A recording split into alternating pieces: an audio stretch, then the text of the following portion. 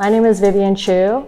I currently work in Richmond, Virginia, but I'm from Hong Kong, and I'm a woodworker.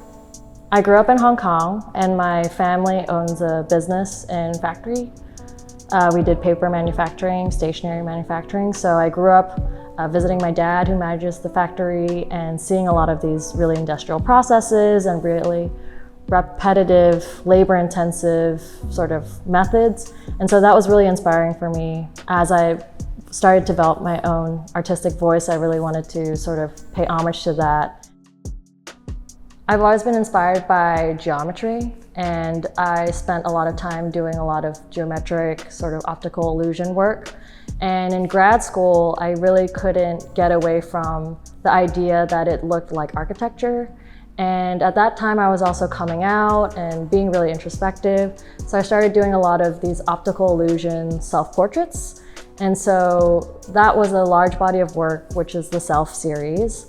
But in 2022, I got gifted a collection of heirloom crates from Wing on Woe. And from there, my work started to become a little bit more outward facing and community facing, and researching material histories and cultural histories and migration journeys and how these works can sort of share those stories. In 2022, Mei Lum, who is the 5th generation owner of Wing on Woe, DM'd me on Instagram. And Wing on Woe is the oldest operating general store in Chinatown, New York. They've been around since the 1890s. So they contacted me saying they had a basement full of crates that they had kept for generations because of its sentimental quality. The store is known for selling mainly porcelainware, and her and generations before her would go to Hong Kong, where they're also from, pick out ceramics and then ship them back to New York to sell. So these crates, like their family and like me, are from Hong Kong.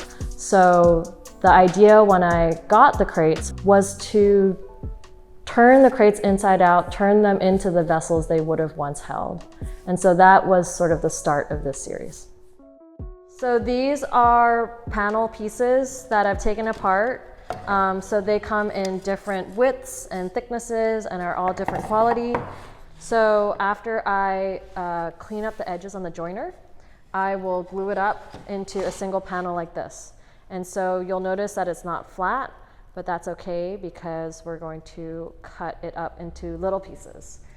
And how I start with an idea is I draw a contour, so I don't use a computer, everything's just this piece of paper. I draw the contour, and I've realized that 1.5 inches is about enough room for me not to cut my fingers off, but also good enough to create a very nice curve.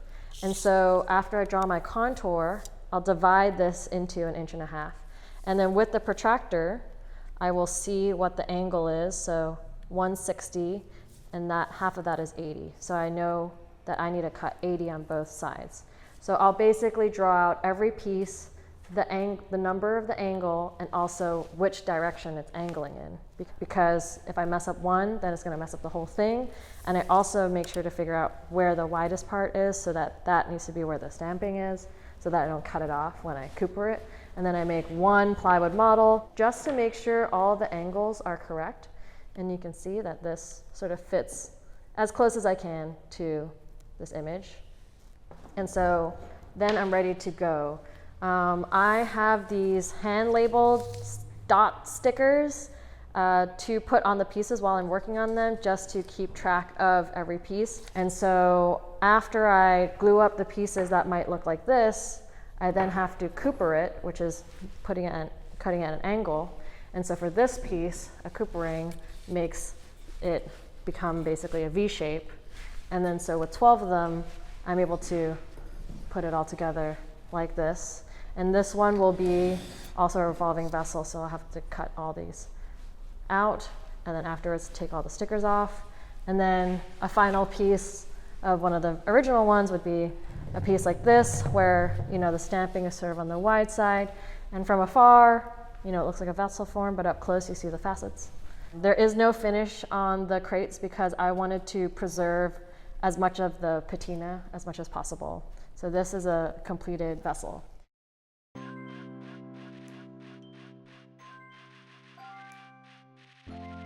This piece is called Revolving Vase, 9 Peaches. It's inspired by a 18th century Qianlong antique revolving vessel, which is basically, there's an exterior vessel and an interior one that spins. It's especially difficult because in ceramics, these pieces all have to shrink at the same rate. So not that many pieces actually survive. And in fact, one of the few revolving vessels that exist has been the highest price piece ever sold at auction at $42 million. So to use this really humble material of these beat up crates to then create what is known as the most technically difficult ceramic vessels, it's really important to me to have that extra layer of paying homage to, you know, these crates and our elders and our ancestors.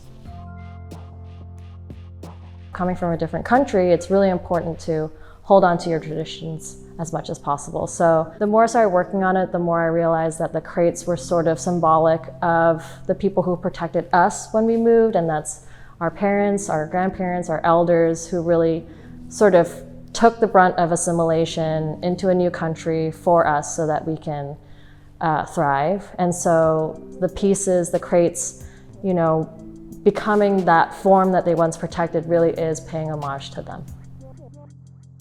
I think contemporary craft is really important, and it's really important to show. We all know that craft takes a really long time. And so to have that work validated is amazing. And then as an audience, you sort of learn how to look slower because the work is inherently slow. And so I think on both sides, there's more patience and also understanding and also compromise. I think that a lot of artists, you know, we don't control the material has a life of its own. And so, you know, patience and understanding, which I think we can all use more of today.